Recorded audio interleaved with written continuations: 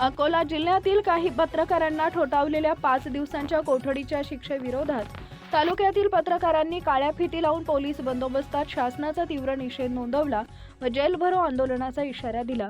विधान परिषदेतील विशेष अधिकाराचा वापर करत महिला पत्रकार हर्षदा गणेश सोनवणे यांच्यासह अन्य पत्रकारांवर करण्यात आलेली कारवाई ही लोकशाहीच्या चौथ्या स्तंभावर घाला घालणारी असल्याचा आरोप यावेळी करण्यात आला व शासनाचा निषेध नोंदवण्यात आला। पत्रकारांनी पत्रकारांवरील कारवाई मागे घ्या, पत्रकार एकजुटीचा विजय असो, पत्रकारांची मुस्कटदाबी थांबावी, हमसे जो टकराएगा मिट्टी से मिला जाएगा अशा घोषणांनी परिसर दणाणून सोडला। या आंदोलनाचं निवेदन उपविभागीय अधिकारी संदीप कुमार पार यांच्यामार्फत मुख्यमंत्र्यांना सादर करण्यात आले। या निषेध आंदोलनात विलास नसले, प्राध्यापक अविनाश बेलाडकर, बबलू यादव, प्राध्यापक दीपक जोशी, दिलीप देशमुख, दीपक अग्रवाल, संजय उमक, अनिल अग्रवाल, संतोष माने, बाळासाहेब गडोरकर, प्रतीक कुरेकर, मिलिंद जामनिक, रोहित सोळंके, श्याम वाळस्कर, रवी खिराडे, जयप्रकाश रावत, गौरव अग्रवाल, सुमित सोनवणे, प्राध्यापक LD सरोदे, योगेश आगासे, नरेंद्र खवले, अंकुश अग्रवाल, प्रेमराज शर्मा, दीपक थोरात, मच्छिंद्र भटकर, अजय प्रभे, प्रकाश वानरे, विलास वानखडे, विलास सावळे, ॲडव्होकेट निलेश सुख सोहळे आदी पत्रकार सहभागी झाले होते। न्याय न मिळाल्यास जेल भरो आंदोलन करण्याचा इशारा देत याची सर्व जबाबदारी शासन व प्रशासनाची राहील असा इशाराही यावेळी पत्रकारांनी दिला आहे। काय होतं की पत्रकारांवर हल्ले होत होते, परंतु आता त्या हल्ल्यांच्या संदर्भात आपण शासनाकडे न्याय मागत होतो।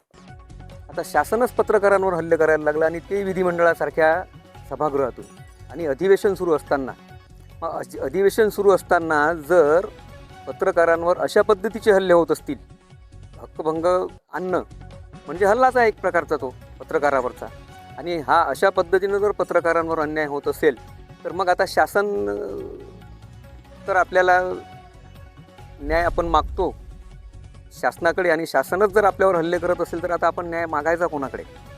मग अशा परिस्थितीत आपल्याला काय करावं लागेल की आपली ताकद वाढवावी लागेल। आपली ताकद वाढवावी लागेल म्हणजे आपलं संघटन वाढवावं लागेल, आपलं संघटन मजबूत करावं लागेल, आणि पत्रकारांनी आता वेगवेगळ्या संघटनांच्या गुंताळ्यात न अडकता एक पत्रकार म्हणून संघटित राहणं आवश्यक आहे।